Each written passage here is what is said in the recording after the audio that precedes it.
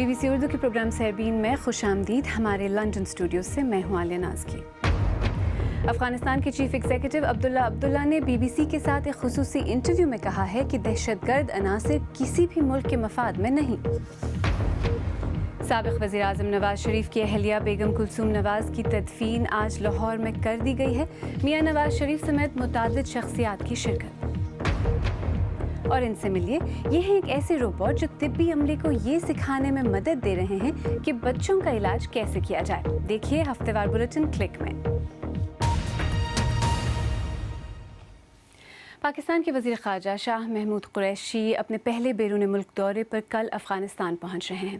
ان کے اس دورے سے پہلے افغانستان کے چیف ایگزیکٹو عبداللہ عبداللہ نے BBC سے بات کرتے ہوئے کہا ہے کہ خطے میں پاکستان سمیت کسی بھی حکومت کے لیے سبق یہ ہے کہ انتہا پسند اور دہشت گرد عناصر کسی بھی ملک کے مفاد میں مددگار ثابت نہیں ہوں گے.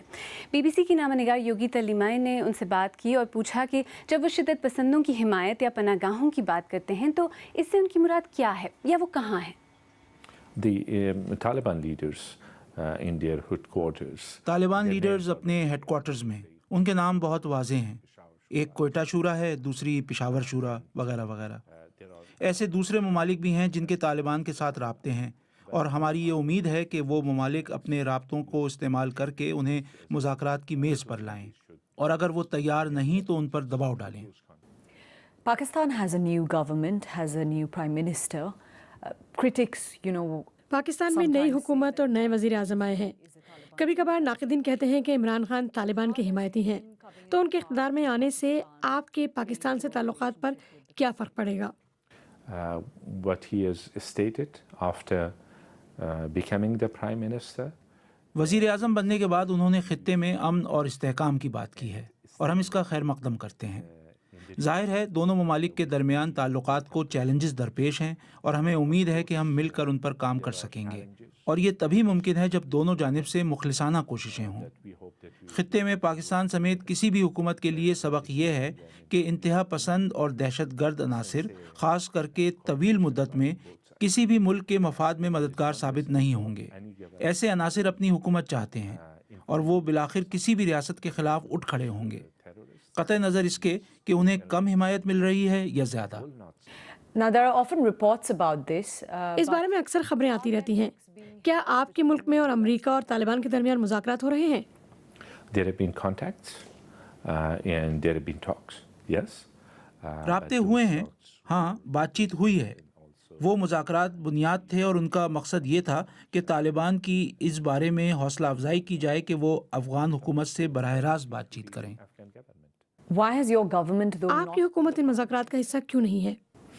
So far Taliban have refused. Taliban براہ راست بات کرنے سے انکار کرتے آئے ہیں، اور بدقسمتی سے اس کا مطلب یہ ہے کہ وہ اب تک اس بات پر راضی نہیں ہوئے ہیں کہ انہیں ایسے مذاکرات کرنے چاہیے. And would you welcome it if they wanted to come and be a part? اگر وہ جمہوری عمل کا حصہ بننے کا اشارہ دیں تو کیا آپ انہیں خوش آمدید کہیں گے؟ Absolutely. If they show willingness to come and participate in. یقیناً اگر وہ جمہوری عمل میں حصہ لینے پر رضامندی ظاہر کریں اور اپنے لیے اس موقع کو آزمانا چاہیں تو کیوں نہیں. Now India has provided aid and assistance, but it's India also ہر قسم کی مدد تو فراہم کر رہا ہے، لیکن اس نے افغانستان میں فوج نہیں بھیجی ہے. اگر وہ ایسا کرتے ہیں تو کیا اس سے کوئی مدد ملے گی؟ The point is that their assistances have been helpful in different walks of life. Point یہ ہے کہ ان کی مدد سے مختلف شعبوں میں فائدہ ہوا ہے، توانائی سے لے کر انفراسٹرکچر تک، تعلیم اور صحت کے شعبے میں، اور سیاسی حمایت بھی. انڈیا عالمی سطح پر افغانستان کے موقف کی حمایت بھی کر رہا ہے. سیکیورٹی تعاون بھی ہو رہا ہے جو جاری رہے گا، لیکن زمینی فوج بھیجنے کی کبھی کوئی بات نہیں ہوئی ہے. اور اسی بارے میں مزید بات کرنے کے لیے اس وقت واشنگٹن سے ہمارے ساتھ براہ راست موجود ہیں کیٹو انسٹیٹیوٹ کی محقق ڈاکٹر سحر خان. ڈاکٹر خان، سیربین میں خوش آمدید.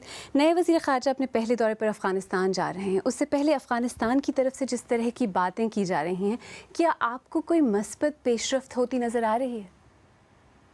جی بالکل مجھے نظر آتی ہے. آئی تھنک بات یہ ہے کہ جو پاکستان میں بھی ایک نئی حکومت آئی ہے، افغانی حکومت کی چاہتی ہے کہ ان کے ملک میں امن ہو اور امن کے ساتھ بڑھیں، امن مذاکرات طالبان کے ساتھ بھی بڑھیں، تو ڈیفینیٹلی مجھے ایک پازیٹیو ڈیولپمنٹ نظر آتا ہے.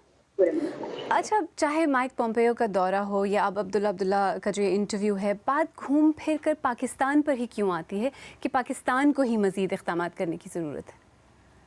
जी नहीं, पाकिस्तान तो इस वजह से आती है क्योंकि हम लोग 1990 से देख रहे हैं, बेनज़ीर भुट्टो के दौर से, कि पाकिस्तान और तालिबान के ताल्लुकात हमेशा कुछ ना कुछ ताल्लुकात रहे हैं, कभी अच्छे कभी ख़राब, लेकिन कोई ना कोई कनेक्शन रहा है। अब अमरीका फ़ौज ख़ास तौर पे जो है अफ़गानिस्तान से निकलना चाहती है, और फिर जो सदर अशरफ गनी है वो भी चाहते हैं कि अफ़गानिस्तान के अंदर अमन और सुकून हो। तो इसका जो कनेक्शन है वो तालिबान से है, क्योंकि अब हम पिछले 17 साल से देख रहे हैं कि अमरीकी फ़ौज, नेटो की फ़ौज, अफ़गानी फ़ौजें भी जो हैं वो अब तालिबान को ख़त्म करना चाहती हैं, लेकिन इसमें वो नाकाम हो गए हैं। तो इसका मतलब ये है कि अब इनको अमन मुज़ाकरात करने पड़ेंगे, और क्योंकि पाकिस्तान के हमेशा ताल्लुकात रहे हैं तालिबान के साथ, तो इस वजह से हमेशा पाकिस्तान का जिक्र होता है जब भी हम अफ़गानिस्तान की बात करते हैं। अच्छा, जैसा कि आपने कहा कि पाकिस्तान का जिक्र होता है जब भी अफ़गानिस्तान के मसले की बात होती है और पाकिस्तान क्या कर सकता है इस बारे में बात होती है, लेकिन अगर पाकिस्तान की नज़र से देखा जाए, पाकिस्तान में इस वक्त एक नई हुकूमत है जिसने कहा है कि वो अमन चाहती है और बेहतर ताल्लुकात चाहती है। पाकिस्तान की नज़र से अगर देखा जाए तो अफ़गानिस्तान क्या कर सकता है इस वक्त बात को आगे बढ़ाने के लिए? जी बिल्कुल, ये बहुत अच्छा सवाल है। आई थिंक सबसे पहली चीज़ जो अफ़गानिस्तान ये कर सकती है कि जब तालिबान, अगर पाकिस्तान जो है मदद कर सकता है तालिबान की और वो मेज़ पे ला सकते हैं, नेगोशिएशन टेबल पे ला सकते हैं, तो अफ़गानी हुकूमत को इस बात पे ओपन होना होगा। अब हमेशा माजी में हमने देखा है कि जब भी पाकिस्तान थोड़ा सा आगे बढ़ता है तालिबान के मामले में, या तो अफ़गानी हुकूमत थोड़ा सा पीछे हट जाती है या अमरीका थोड़ा सा पीछे हट जाती है। लेकिन अब सारे हम लोग, माइक पॉम्पेयो साहब ने भी जिक्र किया है अमन का कि अफ़गान लेड प्रोसेस होना चाहिए। सदर अशरफ गनी भी बहुत अमन के बारे में बात कर रहे हैं। तो आई थिंक अब मौका बहुत अच्छा है क्योंकि पाकिस्तान में हुकूमत भी नहीं है, तो अब ये नई हुकूमत इमरान खान की आई थिंक एक पॉजिटिव रंग ला सकती है। और इमरान खान की भी हमेशा वो ज़्यादा तालिबान की सिंपैथेटिक रहे हैं। इसका मतलब ये नहीं कि वो हमेशा तालिबान की सपोर्ट करते आए, लेकिन उन्होंने हमेशा ये कोशिश की है कि तालिबान और पाकिस्तान के समवट ताल्लुकात सही रहें। तो आई थिंक कि जब पाकिस्तान सामने आए तो फिर तालिबान को ओपन होना चाहिए। वॉशिंगटन से डॉक्टर सहर खान, हमसे बात करने का बहुत शुक्रिया। बहुत बहुत शुक्रिया। और पाकिस्तान के साबिक़ वज़ीर आज़म मियाँ नवाज़ शरीफ की अहलिया बेगम कुलसूम नवाज़ को लाहौर में शरीफ ख़ानदान की जाती उम्रा रिहाइशगाह के अहाते में दफना दिया गया है। उनकी तदफीन में पैरोल पर चंद दिनों की रिहाई पाने वाले उनके शौहर नवाज़ शरीफ, बेटी मरियम नवाज़ और दामाद कैप्टन सफ़दर के अलावा PMLN के मुतादिद रहनुमा, सियासी कारकुन और दीगर जमातों की शख्सियात की बड़ी तादाद ने शिरकत की। बेगम कुलसूम नवाज़ की नमाज जनाजा मौलाना तारिक जमील ने पढ़ाई। जाती उम्रा से इस वक्त हमारे साथ मौजूद हैं नामा उमर दराज। उमर, तदफीन हो गई, आप वहाँ मौजूद थे, कैसा माहौल था? काफ़ी बड़ी तादाद में लोगों ने जनाजे के अंदर शिरकत की, क्योंकि मैं कहा कि इंसान जो है जाती उम्रा शरीफ ख़ानदान की रिहाइश और जहाँ पर जनाजा पढ़ाया गया जो कि शरीफ मेडिकल सिटी है जो यहाँ से 5 किलोमीटर दूर है, इसके दरमियान में है। और अभी तक जो लोग जनाजे से वापस जा रहे हैं वो अभी तक उनकी गाड़ियाँ वापस आ रही हैं। तो बहुत बड़ी तादाद में लोगों ने इसमें शिरकत की। मुख्तलिफ सियासी जमातों के लीडरान जो हैं वो इसमें शामिल थे, जिसमें पाकिस्तान पीपल्स पार्टी की तरफ से यूसुफ रज़ा गिलानी थे और उनके साथ मजीद रहनुमा थे। इसी तरह पाकिस्तान तहरीक इंसाफ से गवर्नर पंजाब और उनके साथ उनके मजीद साथी जो हैं वो यहाँ पर शरीक है जनाजे के अंदर। तो उसके बाद जनाजे को जो है वो यहाँ से लेकर जाया गया जब एम्बुलेंस में, तो उसके पीछे मियाँ नवाज़ शरीफ जो हैं वो अपनी गाड़ी खुद चलाते हुए वो उसके साथ मौजूद थे और वो यहाँ से उसको मैयत को लेकर जाती उम्रा गए, जहाँ पर उसकी तदफीन की गई जो अभी आखिरी मराहिल में होगी। जी अच्छा उमर, तदफीन तो हो गई, जैसा कि आपने कहा नवाज़ शरीफ, मरियम नवाज़ और कैप्टन सफ़दर पैरोल पर थे, अब आगे क्या होगा? उनके पैरोल में जो इनिशियली वो 12 घंटे का था, उसके बाद उसमें तोसी कर दी गई थी और अब पंजाब हुकूमत जो है उसकी तरफ से ये बताया जा रहा है कि उनके पैरोल में इतवार की रात तक तोसी की गई जा सकती है।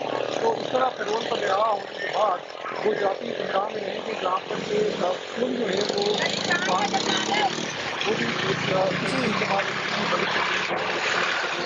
लाहौर से जी, लाहौर से उमर दराज से बात करने का बहुत शुक्रिया। اور اب کچھ دیگر خبروں پر ایک مختصر نظر۔ امریکہ کے مشرقی ساحلوں سے ایک تباہ کن سمندری طوفان ٹکرانے والا ہے، جہاں طوفان سے قبل ہی تیز رفتار ہواؤں اور سیلاب نے تباہی مچا رکھی ہے۔ 150 کلومیٹر فی گھنٹے سے چلنے والی ہواؤں کے ساتھ آنے والے اس طوفان کی سب سے پہلے شمالی کیرولائنا سے ٹکرانے کی توقع ہے۔ ادھر محکمہ موسمیات کے ماہرین کا کہنا ہے کہ انتہائی طاقتور سمندری طوفان مانگکھوڈ فلپائن کی طرف بڑھ رہا ہے۔ طوفان جو کہ 255 کلومیٹر فی گھنٹے کی رفتار سے چلنے والی ہواؤں کے ساتھ ساحل کی طرف بڑھ رہا ہے، اس کی زد میں 50 لاکھ سے زیادہ لوگوں کے آنے کا اندیشہ ہے۔ اطلاعات کے مطابق صدر ڈونلڈ ٹرمپ کی انتخابی مہم کے سابق چیئرمین پال مینافورٹ 2 الزامات پر اقرار جرم پر رضامند ہو گئے ہیں۔ وہ سرکاری وکلاء سے عدالت کے باہر تصفیہ کرنے کی کوشش کر رہے تھے۔ رابرٹ میولر اس مہینے سازش کرنے، منی لانڈرنگ اور شہادتوں میں رد و بدل کرنے کے الزامات پر مینافورٹ پر دوسرا مقدمہ دائر کرنے کی تیاری کر رہے تھے۔ موٹر کمپنی واکس ویگن نے اعلان کیا ہے کہ وہ سن 2019 میں اپنی 80 سال پرانی گاڑی بیٹل یعنی فاکسی کی پیداوار روک دے گی۔ جرمن کمپنی کا کہنا ہے کہ اگلے سال سے فاکسی کی تیاری کا کام روکا جائے گا اور یہ اختتام میکسیکو میں تیار ہونے والے 2 جدید ماڈلز کے ساتھ ہوگا۔ BBC اردو کے پروگرام سیربین میں آگے چل کر دیکھیے گا، شملہ کی جیل میں عمر قید کی سزا کاٹنے والے کیسے ایک مقبول کیفے چلا رہے ہیں۔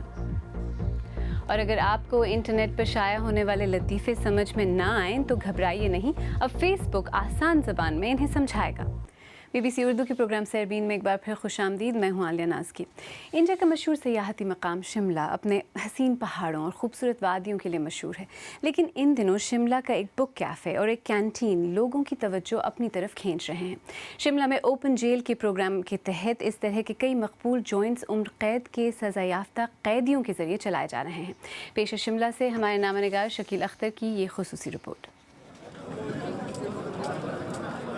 شملہ کے فیشنیبل مال روڈ پر واقع بک کیفے، نوجوانوں میں یہ کیفے بہت مقبول ہے۔ اسے قتل کے جرم میں سزا یافتہ عمر قید کے قیدی چلا رہے ہیں۔ پہلے کیا ہوتا ہے سر کہ ہم 4 دیوار کے اندر ہوتے تھے تو آپس میں ہی باتیں کیا کرتے تھے، تو اس میں ہمیں باہر آ کے بہت اچھا لگ رہا ہے۔ مقامی لوگوں کو بھی پتا ہے کہ یہ سزا یافتہ قیدی ہیں۔ جو قیدی انول رہتے ہیں وہ یہ چلا رہے ہیں، رن کر رہے ہیں۔ It's a great move. Shimla کے میڈیکل کالج میں سزا یافتہ قیدیوں کی ایک کینٹین کا کھانا بھی لوگوں میں بہت مقبول ہے۔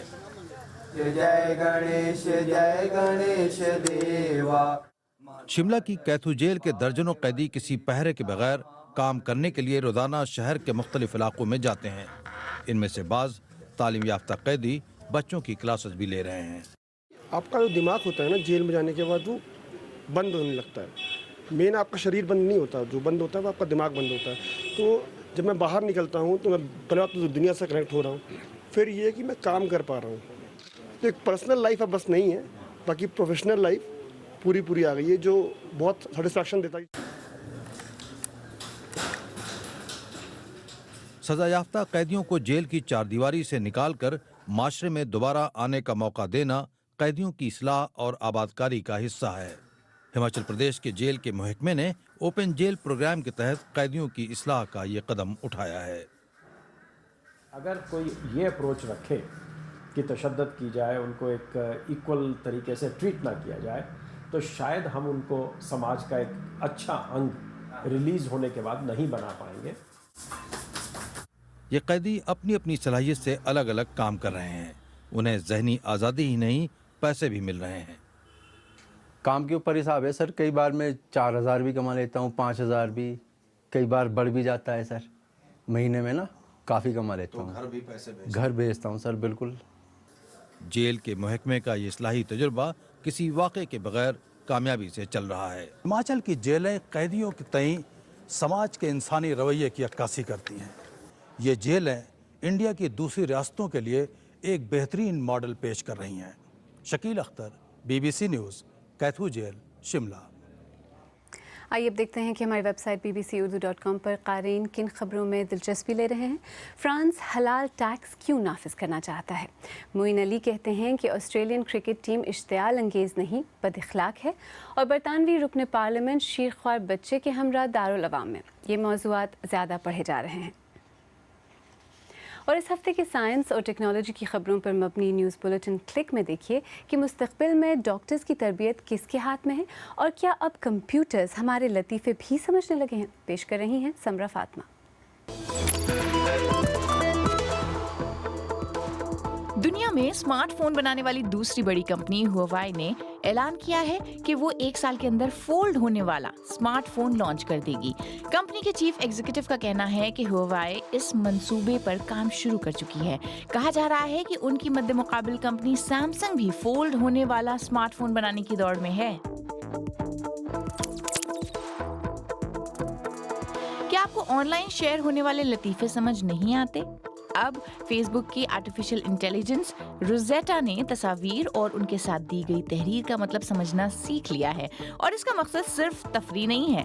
کمپنی کا کہنا ہے کہ اس کی مدد سے وہ نامناسب مواد پر نظر رکھ سکے گی. یورپی پارلیمان نے اس ہفتے 2 ایسے قوانین منظور کیے ہیں جن کے تحت ویب سائٹس کے مالکان کو اپنی سائٹ پر نشر ہونے والی ویڈیوز پر کڑی نظر رکھنے کی پابندی ہوگی. لیکن آزادی کے کارکنان کا کہنا ہے کہ اس سے صارفین کی طرف سے تنزیہ مواد شائع کرنا مشکل ہو جائے گا.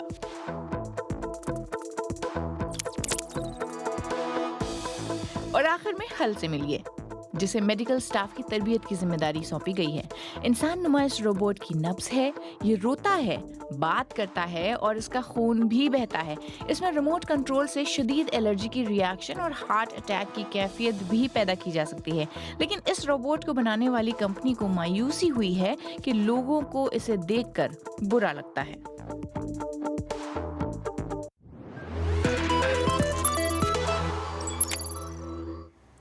آخر میں آپ کو یاد دلاتے چلیں کہ آج سیربین کی اہم خبر افغانستان کے چیف ایگزیکٹو عبداللہ کی بی بی سی کے ساتھ گفتگو تھی. عبداللہ نے کہا ہے کہ خطے میں کسی بھی حکومت بشمول پاکستان کے لیے سبق یہ ہے کہ انتہا پسند اور دہشت گرد عناصر طویل مدت میں کسی بھی ملک کے مفاد میں مددگار ثابت نہیں ہوں گے. ان کے مطابق خطے میں امن کے لیے تمام ممالک کو ماضی سے سبق سیکھنا چاہیے. اگر آپ چاہیں تو مجھ سے اور ہماری ٹیم کے دیگر ساتھیوں سے ٹویٹر پر بھی رابطہ کر سکتے ہیں. میرا ٹویٹر ہینڈل ہے @عالیہ. اس کے ساتھ ہی سیربین اختتام کو پہنچا. پروگرام میں پیش ہونے والے موضوعات پر اگر آپ اپنے خیالات کا اظہار کرنا چاہیں تو فیس بک پر ہمارا صفحہ حاضر ہے. آپ ہمارے ٹویٹر ہینڈل @BBC اردو کے ذریعے بھی ہم سے رابطہ کر سکتے ہیں. اگلا پروگرام پیر کو لے کر پھر حاضر ہوں گے. تب تک BBC Urdu.com دیکھتے رہیے. عالیہ ناز کی کو اب اجازت دیجیے.